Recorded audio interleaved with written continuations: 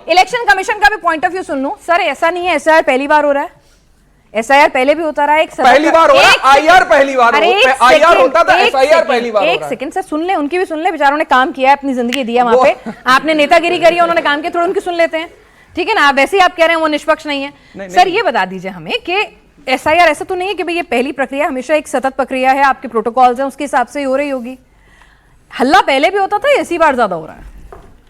देखिए, सबसे पहले बात तो मैं जवाब साहब का जवाब दे देता हूं कि ये लोग जीत के आए हैं फेक वोटर से।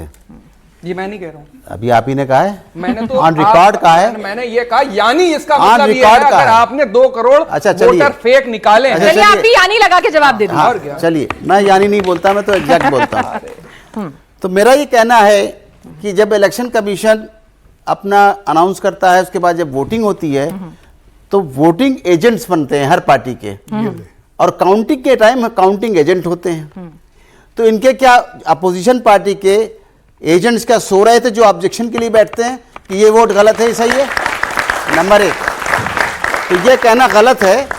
और इस बात का मैं स्पष्टीकरण कर दूं कि ये जो एसआईआर की प्रक्रिया शुरू की गई, आज से कोई नहीं, जब से 51-52 से इलेक्शन शुरू हुए हैं देश के अंदर, तब से बराबर रिवीजन होता है वोटर लिस्ट का, और रिवीजन होता रहता है।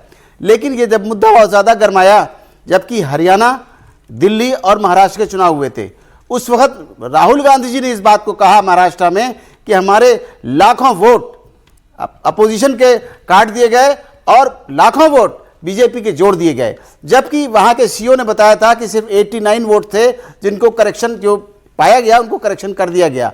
और ये बात गई महाराष्ट्र हाई कोर्ट में, वहां पे chief justice Maharashtra high court ने फटकार लगाई कांग्रेस को, जो गई थी पिटीशन लेके, कहा कि आप वक्त का, वो कोर्ट का वक्त बर्बाद करते हैं, क्यों ना आप पे हम फाइन लगाएं, रिकॉर्ड पे है, मैं नहीं बोल रहा हूं, रिकॉर्ड पे है। खैर वहां से ये चुप हो गए। इसी तरह ममता जी की बात करूंगा कि पिछली बार जब ये इलेक्शन लड़ रही थी, मेन जनरल इलेक्शन, उस वक्त भी उन्होंने ये कहा था कि ये मोदी कमीशन है और शाह कमीशन है।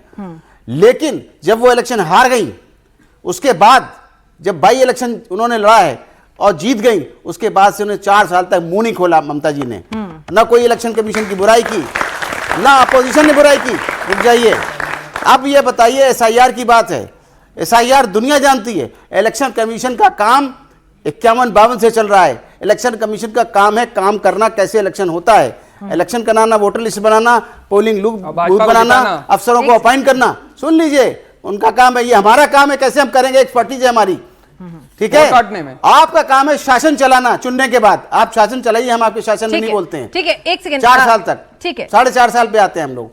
तो सवाल इस बात का है, जो डेथ वोट हटाए गए, 47 लाख वोट हटाए गए यूपी में, वो क्या है, डेथ जिनकी हो गई है, माइग्रेट कर गए 27 लाख वोट। तो इस तरह कुल मिला के आंकड़ा क्यों नहीं दिया अभी तक? 2 लाख आएगा सर, आ रहा है, जैसे आया ना, क्यों आ रहा है, पश्चिम बंगाल का आंकड़ा आया ना, जिसमें सारे मुस्लिम वोट काट दिए गए, आपने उस आंकड़े पे तो जवाब दिया नहीं मुझे, जब मैंने आपसे उस आंकड़े पर सवाल किया, आपने उस पर जवाब नहीं दिया। आपने मुझे उस मुद्दे पर आप जलेबी की तरह से कहानी सुना दी। आप मैंने आपसे सीधा पूछा था, आना चाहिए थे, नहीं आपसे मैंने पूछा ना, मैं पूछ रहा हूं जनगणना के आंकड़े आना चाहिए थे, हाँ या ना? हो रही है ना जनगणना, मैं ईसीआई की बात कर रही हूँ, एसआईआर के डेटा की बात कर रही हूँ, जो बगैर जब तक जनगणना नहीं होगी, जब तक एसआईआर आप कर रहे हैं, जनगणना के अंदर पता चल जाएगा।